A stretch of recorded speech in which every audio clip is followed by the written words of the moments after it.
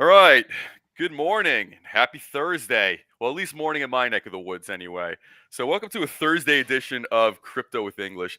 I'd like to warmly welcome Magda Milas and Belma Gutlic, based out of Croatia. So, often, throughout school, college, through colleagues, there's this quote, missing the trees for the forest. So often, when it comes to coverage of cryptocurrency and blockchain, especially here in the United States, there can sometimes just be an echo chamber. A lot of the you could say dialogue focuses around Bitcoin and maybe some of the whales in this space. But one of the points of the show is to really focus on very, very interesting, out of the box, and innovative projects going on everywhere else across the world.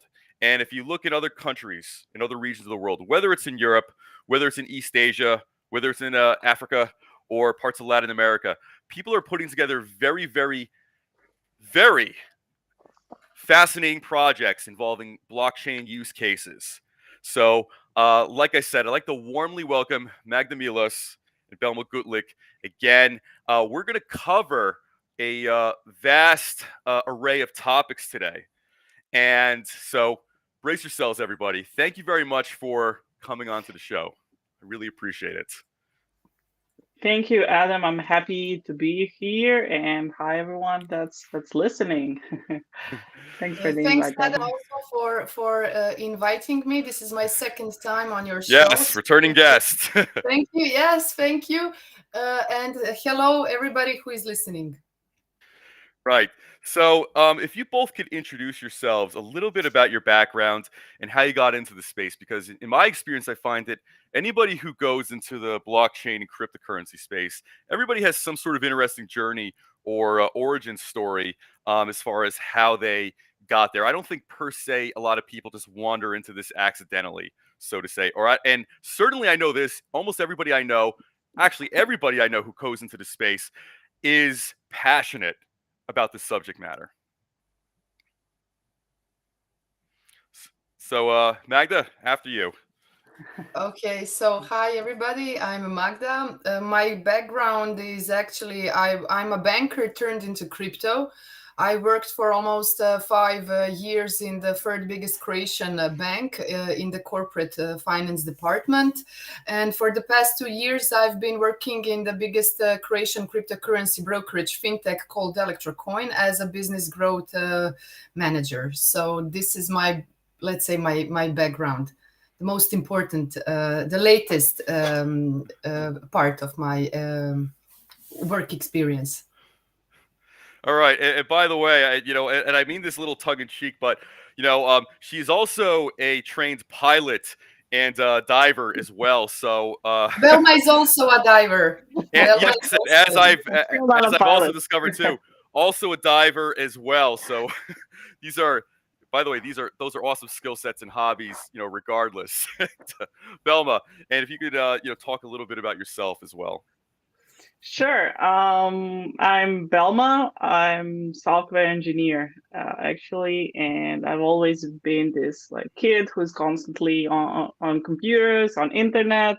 I guess that's how I got into Bitcoin and crypto. Somehow I stumbled upon the internet. However, like I've been crypto enthusiast like since forever, but I got actually later during or after college in blockchain development, more because I kind of saw how those blockchain networks evolve. Like it's not like you have only Bitcoin now, like you have more advanced blockchain networks that you can use for very large number of use cases, and it just this was like very, very interesting to me. It was like a new technology, like still is like a lot to learn. So every day since then has been very interesting to me and challenging in a way, and it's fun. Just learning about blockchain technology when everyday updates. So back in 2017, when I started blockchain development, like more seriously and being completely focused to it, I opened a company that's dedicated to blockchain research and development. And just last year in July, we got acquired by one of the larger blockchain companies out there, ChainSafe. That's a global company based in Canada with offices in Berlin and now in Zagreb. I work there as head of solutions, which basically means that I run an R&D department in our company. So yeah, that's long story short, I guess. Right. And being a software engineer and then migrating into, you could say Web3 and DeFi, what coding languages did you learn?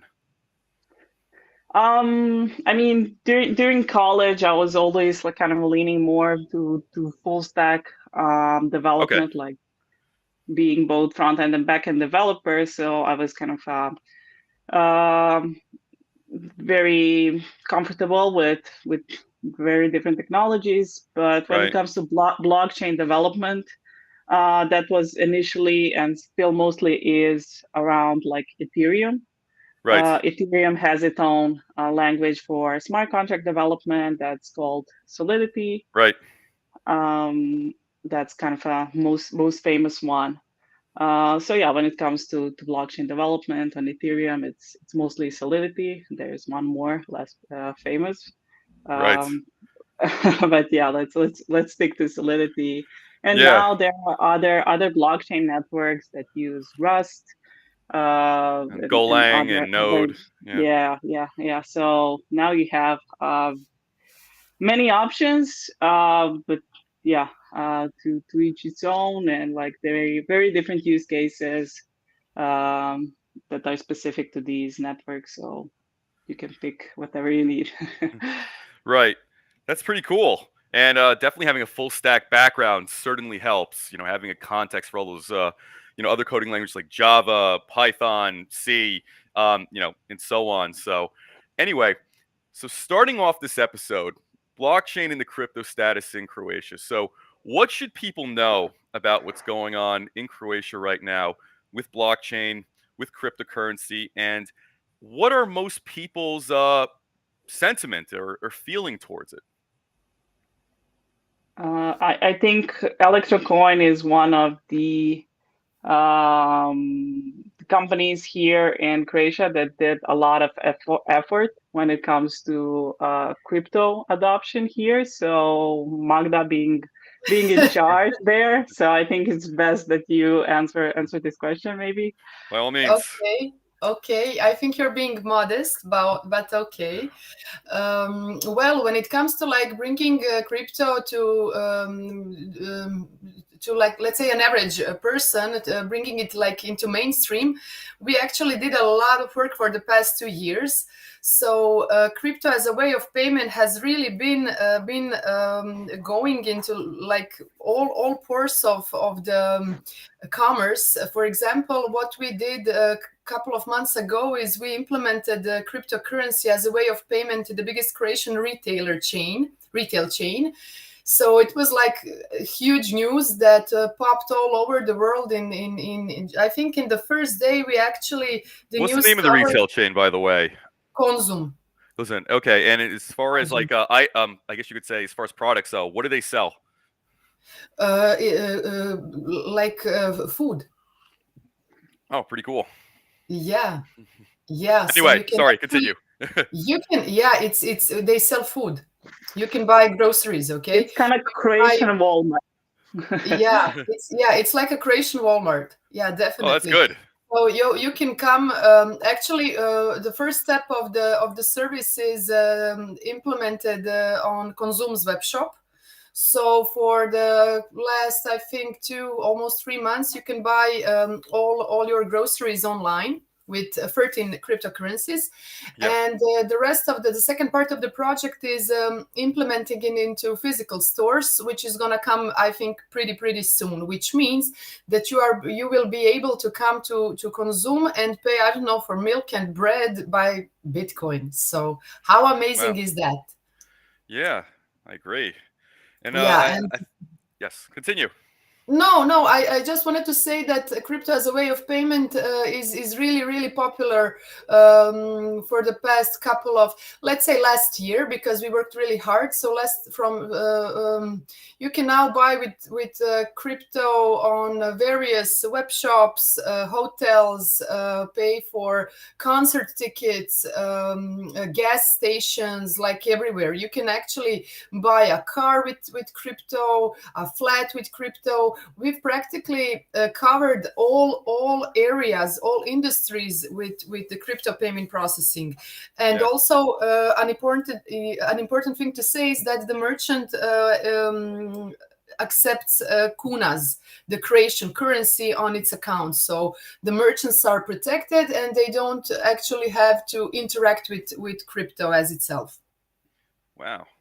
Very, Yeah, very it's cool. kind of a big deal actually for Croatia and the whole world, if I may say, because I mean I travel around, go to crypto conferences, and people are usually shocked when I tell them like what kind of things we can buy with crypto in Croatia. So this is like a huge thing, and I'm kind of proud that we have it here.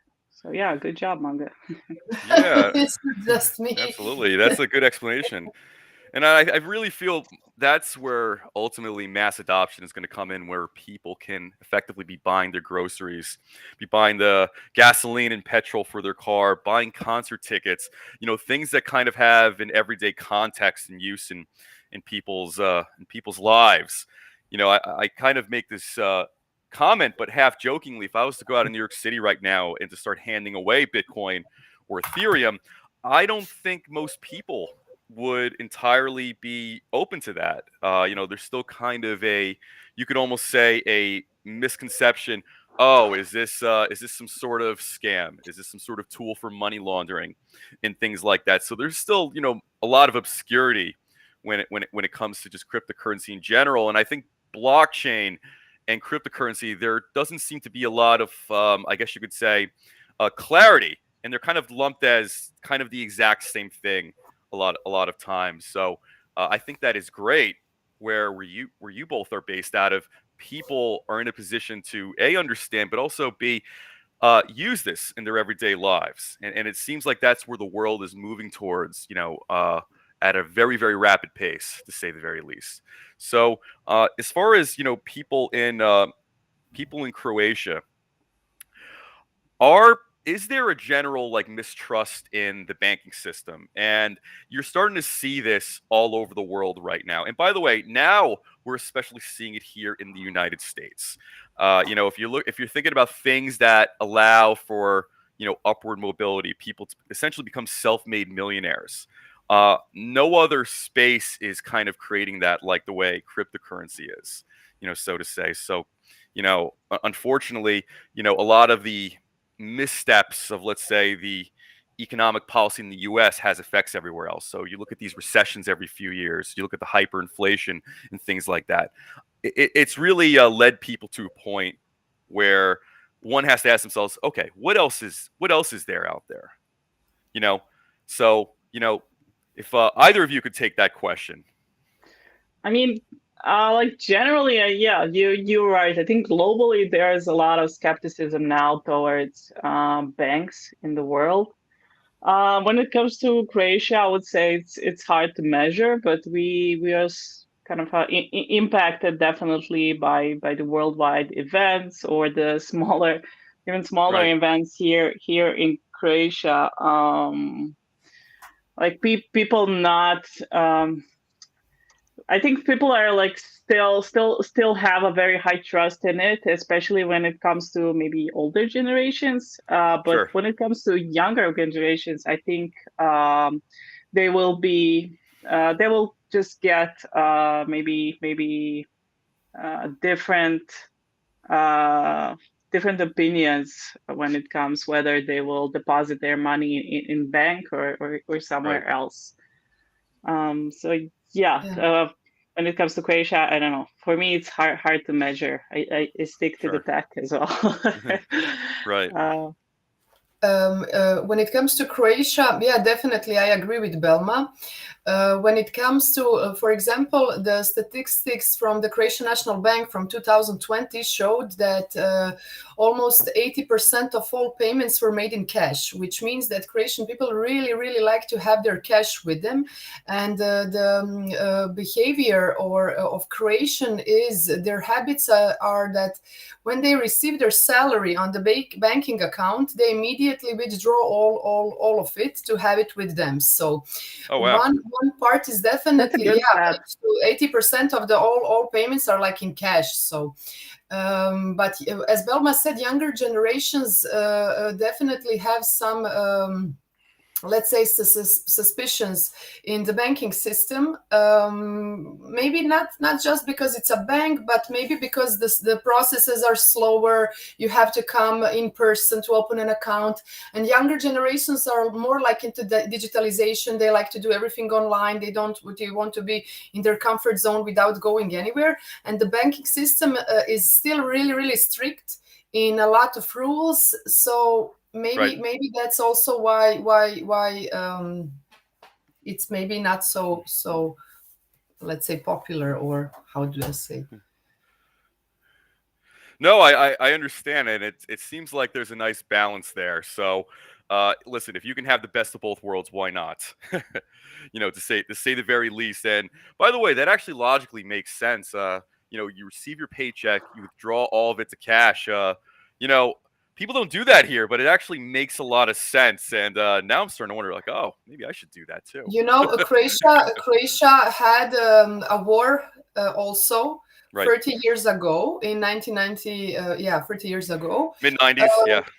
Yeah, at the beginning of 90s, which is like nowadays also after 30 years it's still a topic, and Yeah. people were really, really gotten and were hit with this war and lost everything. So a Yeah. little bit of that low trust into the system still exists, and it gets Right. into newer generations. So I think this is also a problem, and now with Ukraine we can also see what is happening with the banking system, and how crypto can be convenient here when it comes to situations like this.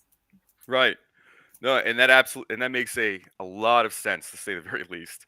So moving forward off of that, non-fungible tokens. So I think for 2022, even more than just the basic conversation revolving around Bitcoin and just kind of blockchain, generally speaking, 2022 is going to, I think, involve a huge focus on non-fungible tokens and the metaverse. And if you see in the United States here, whether it's football teams, whether it's soccer clubs, celebrities, you know, non-fungible tokens are really exploding over here, to say the least.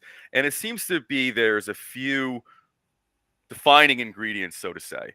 Having a community, like whether it's on Discord or Telegram, having some sort of celebrity buy-in or endorsement of a certain artist or a certain brand.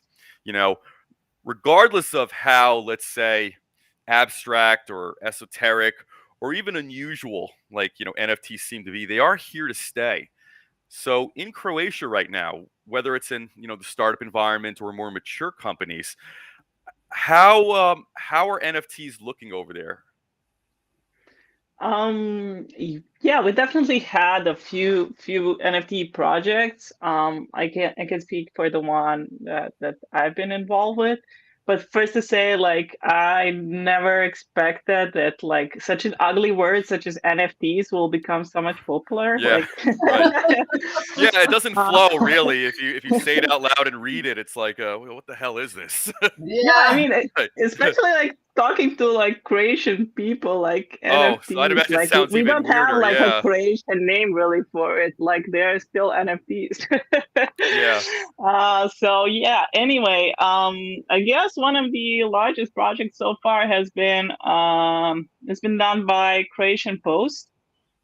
Basically, they issued a digital stamp that is an NFT, which is very cool for having as a collectible. yeah. Let A me lot bring of it. I'll bring it, just a second. Oh, all right. Yeah, I'm pretty sure I have it in another room. But yeah, Magda, that's a good Check idea. this Wow, out. you I are just, ready. yeah, I remembered. So where is the camera? So Oh, all Yeah. three versions. Wow. like, Oh, yeah, I have the whole collection. Belma, look, Belma did it. So she was in charge of this. wow. I'm so proud. Yeah, that she's my friend. She did it. You know, so this. Very um, nice. this is definitely a team effort as a Node Factory company. Everybody pay close attention here. Yeah, yeah. So basically, how those work, like we printed Nice. a lot of like stamps that were like in physical cards that Yes. contained 12-word seed, like a paper Right. wallet Seed phrase. that Yeah. contains an NFT as well. And what you also had when you bought this package is also, a normal stamp that you could use in a post office. So basically, you are buying a stamp that has an additional value of an NFT connected to that wallet. Um, so yeah, that was kind of a pretty interesting thing because we both Wow. have this physical part that we had to prepare up front before everything else was done. Because of the print. We also had an online shop and yes, web page to be able to view those NFTs and things like that. So like infrastructure wise, it was a bit complex because it had all these different parts. But Right. what I liked about it most is that was bought by the people who love stamps, and that was their Right. first time using crypto. So that was definitely like a fun experience, and like also seeing like how people onboarded, how many of them like bought eat before like Right. Ethereum to be able to buy it when they got out. So yeah, pretty fun. Wow. And by the way, I like that. I like that. The stamps that you had just presented, those are very, very cool. And by the way, I would behoove anybody in my network, based in the US or otherwise, uh, definitely reach out to Magda and Belma here. I'm sure both parties can work out a very interesting collaboration. And I think as far as, blockchain in general, I think it'd be awesome to see more of that here in the States as well. So, hey, listen, that's great. Keep me posted on that too. I like Yeah, that a and lot, also actually. this project that Belma did with the Creation Post. So it's a public company, publicly owned company, which actually made the first NFT in Croatia, which is like the Post. Yeah. So it's like really really huge. Belma, you did it in 2020, 1.5 years ago. Yeah, 9 Good. September 2020.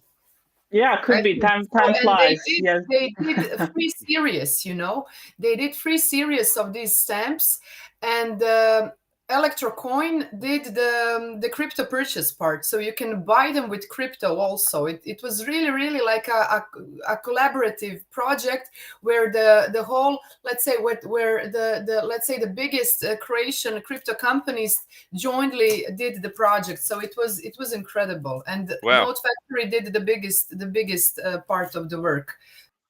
That is Yeah, of the work. So Belma is really really, yeah. wow. Thanks, That is Magda. that is awesome. Yeah. Well, listen, keep both of you keep me posted on that, and I'll definitely be following Node Factory very closely as well. That's great. So moving forward off of that, so women entrepreneurship and this blockchain space. So one of the major themes we're seeing nowadays are the large amount of startups, projects, and collaborations coming from women entrepreneurs. So, when we both connected earlier this week, I understand both of you are working on a very interesting project. So, with whatever you're both comfortable with, please, tell myself and the viewers a little bit about it. I mean, I can give just a brief introduction, so Magda can tell you the future plans. Sure. But yeah, being both like women in crypto and blockchain and Web3 and all of these, communities, I guess, we kind of noticed that there aren't really many women that are like either speaking in conferences, doing their own startups in this space, or even for software development, blockchain development. So like anyway, there's definitely a gap, and there's definitely stats that there are like no, low number of women Right. representatives in the community. So that's kind of why we wanted to do something about it, and at least try to do something about it. So Magda can tell you how. Yeah, so Belma and I are not just like working in the crypto, we're also friends who like to hang out. And we have two other friends who also are into NFTs and art and stuff and crypto. So it was kind of logical to start thinking about doing this like a non-profit crypto for and blockchain for women association or organization. So we're actually now in the process of funding a crypto and blockchain association led by women here in Croatia, which Wow. is, I think, gonna be a nice project because it's made with a lot of motivation and inspiration and a will to do something better for our community, in Croatia. And we are still dealing with the documents and with the branding part, so it's still not official because Right. there's a lot of work to be done before launching it. This But is it's exclusive. Oh. yeah, so this is an exclusive. Adam, we gave you the exclusive. Nobody knows All about it. right. Well, Yes. all right. So yeah, So we are I really guess could looking we call forward. this like kind of a launch, right? I guess this is kind of like Yes. a soft launch of your project here. So all right. Yeah, and the idea is to not just, let's say, empower women, but to give them like awareness about this technology, which stands in the back of crypto, which is blockchain. Nobody knows about it. When Right. you are an average person, I think that maybe 95% of the world doesn't even understand what crypto is. And in Sure. Croatia is more or less the same. So nobody understands this, nobody knows, especially women who are maybe not feeling comfortable into getting into this circle of people because the majority is men, and it's like Right. special deep conversations, and they don't feel maybe comfortable. So this is the idea, to educate them, to get them aware of it, to maybe even motivate some younger women who want to get an education, a professional education. Belma is the expert here because she's a software engineer. She can like so it's like really to do something good for the community, yeah, in Right. Croatia. So to be fair to say, many of the details of this are in stealth mode right now, as they say, right? Yes. Yeah. Okay. All right. Well, listen, as you get closer to an official launch, please let me know. I'd be more than happy to, broadcast or, increase visibility otherwise, regarding this project. And I think it's great to have organizations, associations, things like that that really include greater like inclusivity of all kinds of people. And it's great to have more women and their participation in this space as well. Because if you have the same people in tech all the time, ultimately you're going to still end up getting kind of same old, same old. It becomes an echo chamber, in of itself. And I think to really innovate, you really do need everybody. So, keep me posted on the details about that. So Thank, thank you, Adam. Will do. perfect.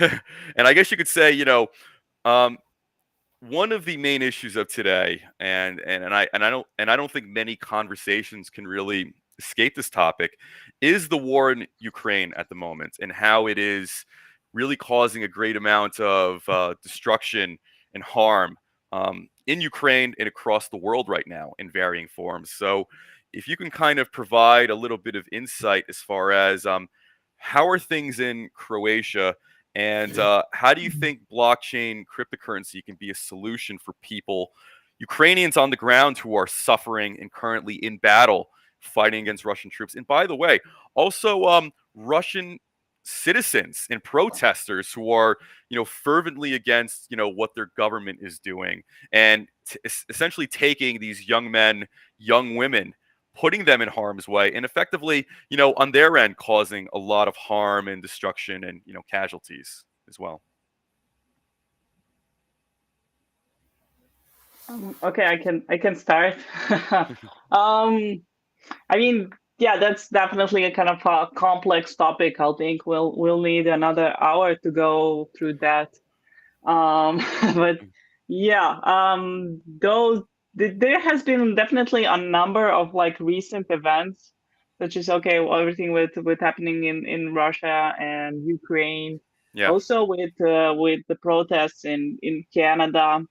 Um, for me, they both kind of end up on the same level when it comes to uh, infrastructure kind of a pressure, yeah, where you have you have centralized points of control that are obviously controlled in the end by banks that don't enable you freedom to transact.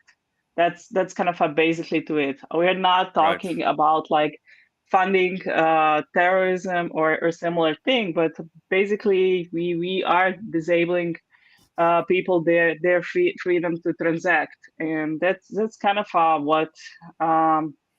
what really bothers me, and that's kind of Yeah, why I like the ideology of decentralization, because with decentralized finance, like such things like can happen, like everyone has this freedom. There's no, because of this decentralization, there's nothing to prevent that. Like the technology enables you that. Anyway, on the other hand, what like kind of worries me is that like governments or like people that are not very knowledgeable about crypto will see potentially crypto being used to avoid like sanctions. sure. I mean, like when it comes to like Russian sanctions, I don't think like their millionaires will start using uh, crypto to avoid these things. Like that just doesn't seem like feasible. I think they have their own ways that are used to. So like, and crypto is not totally anonymous, Right, um, everything is traceable. That's kind of the core property of blockchain, that everything is right, transparent, and and can be deleted. It's immutable. So yeah, crypto is not really good to avoid right, certain sections and to abuse it for money laundering and things like that. But it's definitely like blockchain is very good to just offer the people to transact and freedom to transact and just not enable abuse of control. So yeah, that's right, that's kind of a my view there. right. No, and that So makes, yes. No, continue, please. Uh, I agree with Belma definitely. Also, for example, how the Ukrainian war, which is terrible, nobody was prepared that shocking things like Right, that war is going to happen. But if we talk about the financial system and how cryptocurrency interacts with it, for example. How the war in Ukraine is influencing actually the Croatian financial system. We have one of the biggest Russian banks, Sberbank, has a subsidiary here in Croatia, and I'm not sure. It's maybe fifth bank regarding the size here. I'm not sure. It's maybe fifth or sixth bank in Croatia regarding the size. So it was pretty terrible for the past couple of days, because the right, citizens who have transaction accounts opened in the Sberbank couldn't get to their money because it's a Russian bank. right, Everything was blocked. Not everything. They had a limit of around 1,000 euros that they can that was their daily limit, which they could could withdraw, but in person. Their internet banking was blocked, so they actually could not get to their money. So people were standing outside on the street in front of the banks trying to get to their money. They had a limit of maximum daily withdrawal in person of 1,000 euros. So you can imagine how stressful it can be. And at the beginning of this war, the Croatian National Bank told them, okay, guys, don't worry. You have also insurance deposit up to 1,100 euros. But you know, if that happens, okay, you are insured. But if something bad happens, you still cannot get your money, because the process of getting your money refund is going to last. From which money will you actually live Right. when you claim that. So the Croatian National Bank actually over the weekend did an amazing job, and they actually merged the Sberbank to a publicly owned bank. Oh, One wow. of the also biggest, yeah. Very So smart to do. actually, yes, the Croatian National Bank actually merged the Sberbank to the Croatian Post Bank, which is the only publicly owned bank in Croatia, and they kind of saved the whole financial system in Croatia falling down. It's not just the banking system, but also the insurance agency, you know. Right. So they did it in that way. But for crypto is here pretty. What we have here in Croatia, crypto can be like really, really convenient, because it's decentralized. It's in your wallet. You are Right. the only one who can raspolaže, Belma, kako kažem, who Owns or yeah, manages. who manages it. I'm so Right. sorry. It was No. So I It's couldn't okay. late. remember It's the late word. here. Sorry, No. Google Translate. No, Yeah, don't worry about it. yeah, you're the only one who manages it. So what we also did in Croatia is you can go to, I think, around 150 places in Croatia, all over Croatia, physical exchanges, also in the Croatian Post, and you can exchange your crypto for cash, you know. Wow. It's Yeah. not a bank. You go to the physical exchange office on the street. You know, in Zagreb, it's I think more than 50 places where you can go and collect your cash in exchange for crypto. So that really, really makes sense, especially in a situation like this. You know, you can get to your money, or you can also pay with crypto. So it's okay. Right. Either you want to have it in fiat, in cash, or you want to spend it. It's okay. So crypto in Right. Croatia makes a lot of sense, especially when we look at Croatia as a country that was previously impacted with war and still deals with the consequences of it. Right. Yeah, and maybe, just maybe, at some point in the future, we won't even need cash. Maybe crypto will really become peer-to-peer electronic cash. So yeah, that's yet to see. One can hope. Yeah, Right. crypto is actually the only way of paying which is actually electronic cash. You know, Croatians really like cash, but Right. crypto is electronic cash. So the only thing that can step in front of cash is crypto when Sure. it comes to Croatian mindsets. Right. And are any of the banks in the process of creating their own digital, I guess you could say, centralized currencies, so to say? Any news or any inklings of that? In Croatia, not that I'm aware of. No, Okay. in Croatia, there's only one publicly owned bank. This is the Croatian Post Bank. All the other banks are parts of European or worldwide banking I see. groups. So they're under the group regulatives, and Right. I think that the banking sector is still not aware, and maybe they're right now being adopted, and not right now. I think that they're right now learning about what crypto is, what are because everybody's like really not open for it. But I think that they are preparing themselves. But making a digital currency, I think that's too advanced for at the moment. Well, I'll tell you this. I think it's very impressive the speed and efficiency of Croatia's national bank doing that in light of the Russian invasion of Ukraine and essentially moving those Russian bank accounts onto the public system or the public banking system in Croatia. So I think that's a level of efficiency that's very impressive. I think many areas of the world, and by the way, I would even say, including mine, can certainly learn a thing or two, from that example to say the very least. And as far as people in Croatia, is there any type of worry of cyber attacks coming from Russia? As this is now impacting Europe, countries like Finland, Sweden are receiving threats from Moscow. Other parts of Eastern Europe are receiving kind of similar threats, existential, tangible, immediate threats.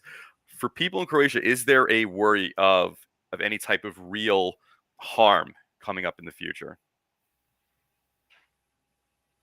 Um, Not really. I mean, there are always like people who like to panic, I guess. Right. I guess also one of the main reasons is that a lot of people that are still alive went already through one war, so they kind of are reminded Sure. of that. But yeah, honestly, there is no real threat, and it's not really even represented like that government wise. So like objectively, no, I guess.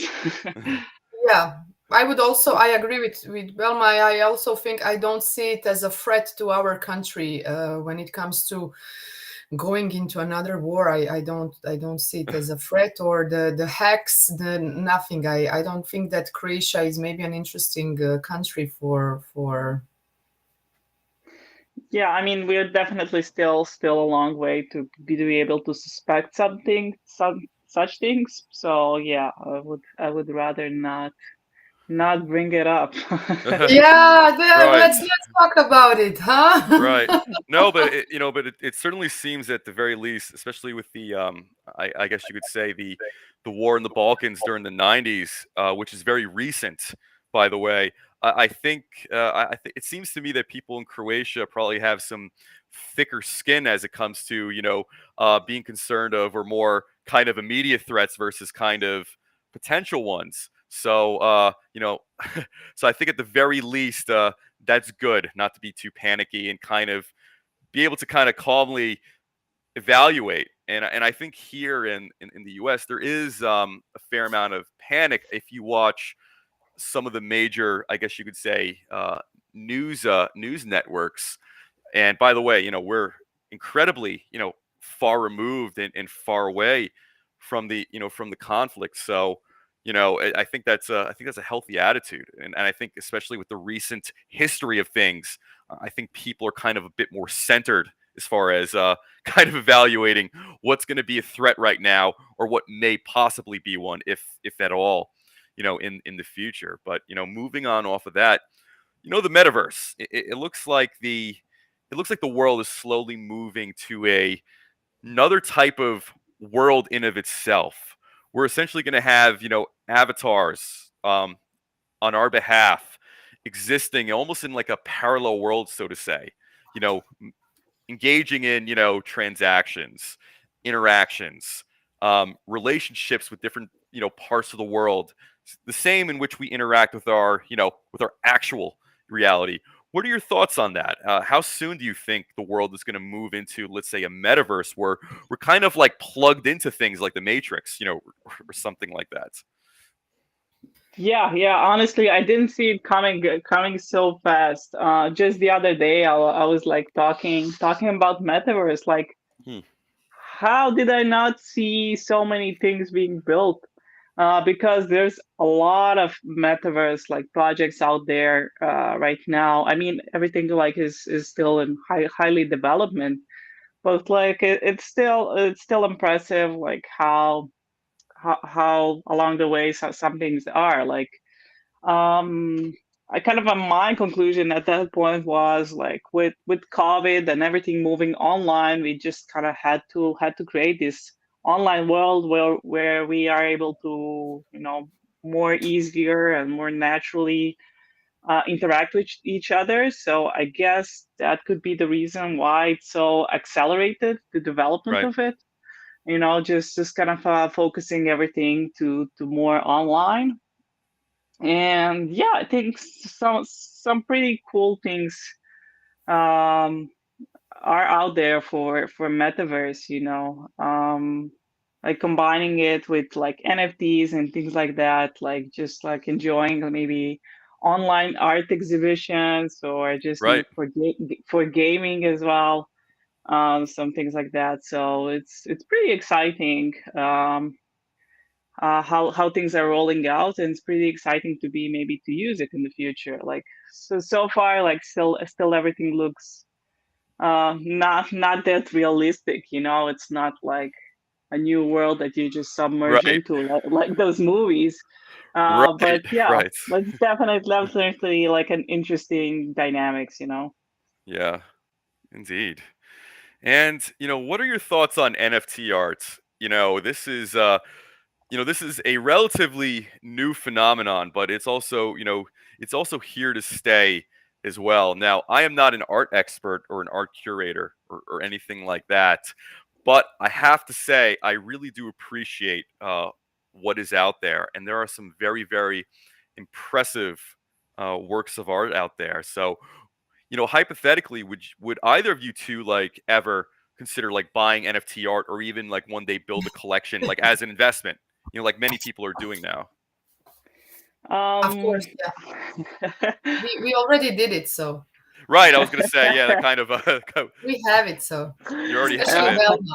Belma is Yeah. quite a collector. So I mean, I still like physical art, and I'm kind of Yeah. always leaning more towards that. But I'm not an art expert myself, but I've worked with some, and it's kind of pretty interesting how those experts like see how can blockchain technology help them actually to improve some of the like and solve problems that they have. Like for example, before like selling digital art, was really kind of hard to trust because with NFTs right Right. now, like you can really sell a digital piece that it's kind of a unique and really yours. While before, like I don't know, I think people, or at least the ones I know, have been just using USBs and telling people like, okay, Right. this is art that's unique. So switch to like a really better technology that kind of offers you like new level of trust, and that automates a lot of these processes. Because in art you have kind of a multiple ways like um, Right. how you can sell stuff and like royalties and things like that. So it just gives it another level and empowers like creators to easily get to their audience and just more easier get to the market, I'd say. Yeah. also our a third member of our female blockchain crypto organization nonprofit association is an art dealer who Oh. manages a couple of actually art galleries all over the world, and she's all into NFTs, and she's bringing the art actually into NFTs. So all of the artists have also exhibitions as NFTs. So I think it's going to be really really interesting what we are doing with this organization, because we are actually covering all of the areas with people who are professionals in Right. this topic, which is quite new on the market, not just the creation market, but also on all over the world. So Right. Got it. And as we discussed, since you both are in this space, do you ever face or do you ever get questions from like friends or family, relatives, like, what is this? What is blockchain? What is cryptocurrency? Why are you doing this? Like, things like that, stop, because that's also stop been it. my that's also been my experience too. Like, yeah, Adam, what the hell are you doing? Like, can you explain this to me? I mean, I get those questions, so I'm kind of wondering, Yeah. if you two also get that as My well. God. Yes, Yeah, definitely. who doesn't? I mean, family, friends, random strangers that pick up my phone number, like everyone. Right. Right. And Like, by the way, make me yes. that smart contract, Belma, huh? Make me a smart Exactly. contract. Yeah, that's right. Yeah, yeah. Let's do a smart contract. Yeah, Or I'll take 10 of those smart contracts. Thank yeah, you. or maybe as I'm into the business development part, like working with companies, and a lot of I'm in contact with a lot of people. Everybody asks, even at the end of our meeting. So tell me if you know in which currency should I invest. So everybody asks the same question, as we know Right. something that nobody knows. In should I buy Bitcoin? Should I buy what should I buy? So also part of my family members that I didn't even had a chance to meet are calling me because they know that I'm into working in this industry, to Right. ask me what to buy, and they would like to invest I don't know, half of their life savings into crypto, and maybe they just want to double it in 6 months, so just to double it. Just to So it's dabble in it's it. Yeah. terrible actually, because people don't understand the technology. They see it as a quick win, they see it as a easy Right. earning. So it's like it can be really also exhausting, frustrating, and dangerous to give advice to people who I are agree. not aware of Yeah. the technology, because this is the main part of this is understanding the technology, not how much will I Right. earn in 1 month. So Right. I agree. And like both of you, I receive a lot of questions, whether it's from, family, relatives, colleagues and whatnot. And, like both of you, I'm very, I guess you could say reluctant to provide advice because unless you've studied the underlying technology and like white paper, kind of the purpose of some of these.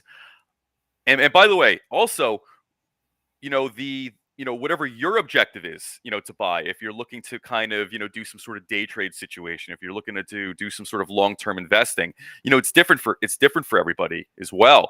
So, for me, I'm kind of very like mum about it. I'm like, well, I said it's, well, it all really depends what you're into. I have to provide like very, very, general answers about that because it's like, I don't want to like give a piece of advice and it's like, oh, hey Adam, by the way, my life is ruined. I just lost my life savings or something like, or something like that. I wouldn't just give advice like that anyway. But like, nobody wants to be in that situation where, you provide, some sort of well-meaning advice, and then all of a sudden, somebody acts on it. And by the way, maybe they take that advice not in the way you intended, because people are flawed. And then it's like, hey, hey, I lost all this money because I listened to you, you know. yeah, we don't do that. We Right, right. I immediately, don't either. our let's say unwritten policy in the crypto industry is to not get involved into investment advices. So we are Right. totally not even discussing it with actually nobody, because nobody can know how the Bitcoin, or I don't know, any cryptocurrency is gonna stand in 2 hours. Definitely not in 2 years. So this is, nobody knows it. So we are really really hard on this one, and not going into discussions, with no one actually. This like it's an unwritten policy rule, let's say, in the creation crypto industry. Right. Right. Got it. And and I think that should be everybody's, take. If you're in this space, if you have experience with it, if you're doing anything professionally in this space, don't casually, suggest advice to people who are new to it or people who are just you know, um, y- starting to get into it, so to say. So I have one last question. So, and I feel like this trend might make another reemergence, but meme coins. I always found those very interesting. Like Shiba Inu coin, Doge coin, Floki Inu, Saitama Inu. Like there's just so many, and they're usually like kind of these cartoonish, Japanese dog, icon type of coins. By the way, I also own a Shiba Inu, so I do find them entertaining. So like the Doge coin, that's my dog actually. So I have the same dog. So so I'm kind of wondering, what do you both think of those? I mean, a lot of things in crypto are memes, you know, that's kind of a part of the community. Yeah, Definitely some of these coins also are, like Doge, definitely. yeah, Some of them are unfortunately meant just to just, you know, pump and dump sure, and scam people like that. But you know, that's kind of the freedom to it as well. Like everyone can do what they want. So it's just kind of people's greed, you know, at the end. But yeah, the community is a lot about memes. So I mean, Dogecoin and like from everyone that's in blockchain and in crypto, they don't take those like seriously at all. right, While newcomers, it's kind of a problem because they actually don't do their research on their own. Like right. they really trust those to be some you know serious future coins. So that's kind of really the problem. But like any other coin, like do your own research. Definitely. Yeah. And I think it's good to end the episode on that. So, for anybody getting into this space, I think for anybody doing anything of real substance in life, always do your own research, prepare and plan before you make a move. And by the way, if it goes well, perfectly, and even if it doesn't go well, you still feel good about yourself and you know what to do next time. So listen, Magda, Belma, thank you very much for coming on to the show today. I'm very very interested to see what you're working on in stealth mode right now. Even though we kind of did a soft launch of your your project today, so when it's all completed and when it's all wrapped up, please let me know, and then Of course. I'll start working on getting the word out there, and perhaps we can figure out a follow up episode, from this one and pick up conversation from today. So again, thank you both very No much for coming problem. on today. Thank you, Thank you, Adam. I'm Adam. happy to be here, and thanks for the chat. It was lovely. Yes, I had a Yes. great time. Bye. All Thank you right, very take much. care, you two. You. Bye. Bye All bye. right, talk to you Bye both bye soon. Magda. Bye Adam.